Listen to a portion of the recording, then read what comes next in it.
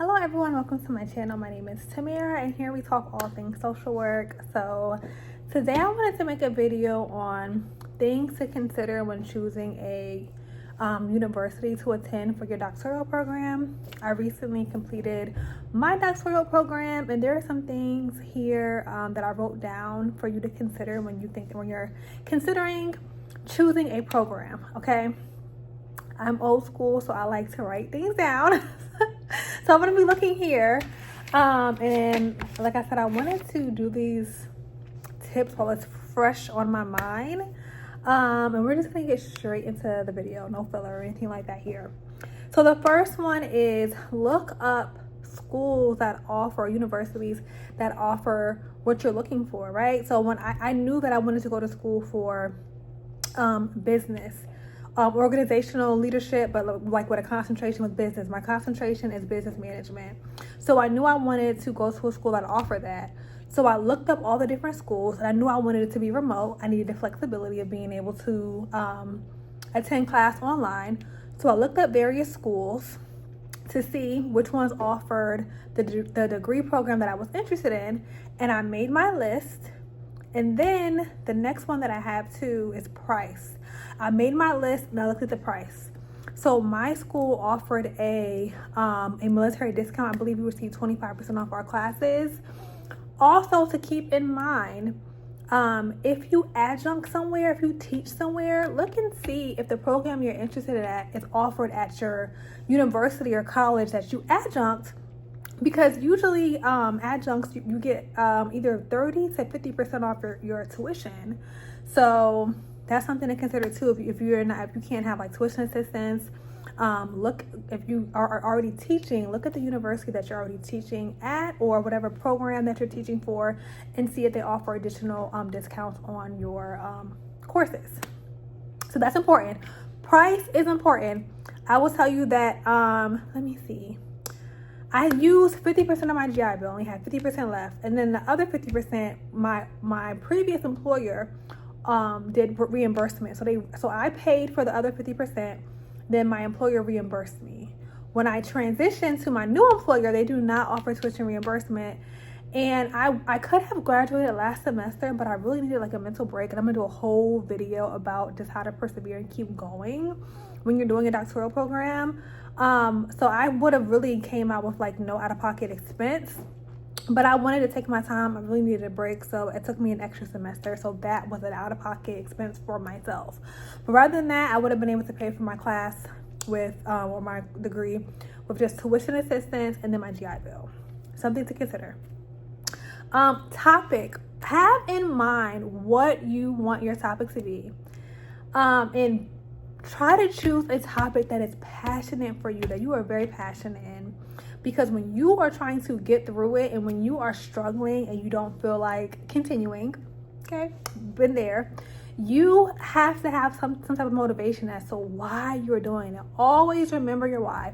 My chair used to always say that, remember your why. Why did you want to do this? Do not stop. Like I said, that's going to be a whole other video, but have your topic. Look to see if someone else has done a dissertation on a similar topic at your university, or you could even look up prior dissertations that have like similar topics and see where they went to school at.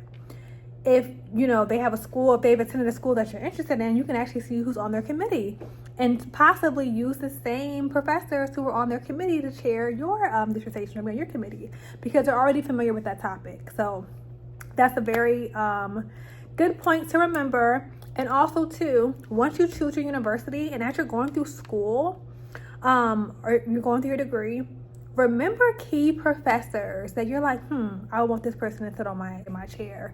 That's what I did. There were certain professors that I was like, I'm going to ask this person to be on my committee. I'm going to ask this person. Rather, it's because their topic, because we have certain things familiar, their background. And also too, if there's any like social media boards for the university that you attend, ask people, hey, how was your chair? Who was your chair? Who do you recommend and why? It's always great to get feedback from individuals who've had those professors on their committee because some of that feedback can be very beneficial to you. There have been some great feedback when it comes to professors and not so great feedback, but that's everybody, right? Everybody's experience is different. but always try to do your research on whoever you want to be on your committee for your dissertation. So do that. With your topic, think of your population. It is harder to obtain IRB approval, which is International Review Board approval. Everybody has to have IRB approval. With populations that are more like vulnerable populations, like with children, that's going to be harder. Individuals with intellectual disabilities. I think now even with the military, they're like, no, it's a lot that they're like, no, you can't do the military population if it's going through like Department of Defense, stuff like that. So try to choose a population where you have easier access to that population, right? My dissertation was on Black women social workers in leadership roles. I had access to hundreds. But we're gonna get to that later. But I didn't really have to go through a lot of hoops, right? I did social media recruiting. I posted my flyer and said, hey, if you're interested, if you're available, if you meet this criteria, please, fill out this consent form. I'll email you, things like that. But I knew exactly my target population. I knew how I was going to recruit them. Have that in mind. If you are going to survey or interview teachers, you need to get the permission usually from the school, right? And then try to do it before summer's out, because when summer's out, teachers are on vacation and they are not really thinking about anything but living their life and just being free during the summer. And I do not blame them. So just think about that. Unless you're a part of a committee or you know a lot of teachers that you can just ask and not have to get the school board approval. But if you need to obtain approval, think about those safeguards. Start thinking about that now, because you do not want that to be a barrier to conducting your research. So start thinking about that now. These are things to consider. Do your research on the university. Do your research on the price. How are you going to pay for it? I do not recommend anyone going into debt for a degree. Okay, do not. Even if like in the beginning I took one class at a time, not for financial reasons, just because I wanted to pace myself back into school. If you have to take one class at a time, unless you're willing, hey, I'm not, if that's something that you're interested in, you're willing to do, then by all means. I do not advocate for going to the debt for school. Try to and see what schools offer discounts. Oh, that's what I added here too. I cannot remember the actual name of the program. Some universities allow you to, I remember when I was in school, we would call it like CLEPT, right? So let's say, for instance, you're going to school for business management, right?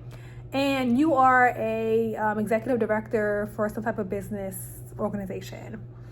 You can apply, they'll make you do some type of like project where you just apply your real life experience and then kind of CLEPT out of those classes. And then you don't have to pay for it, right? If you're doing human resources, that is your job.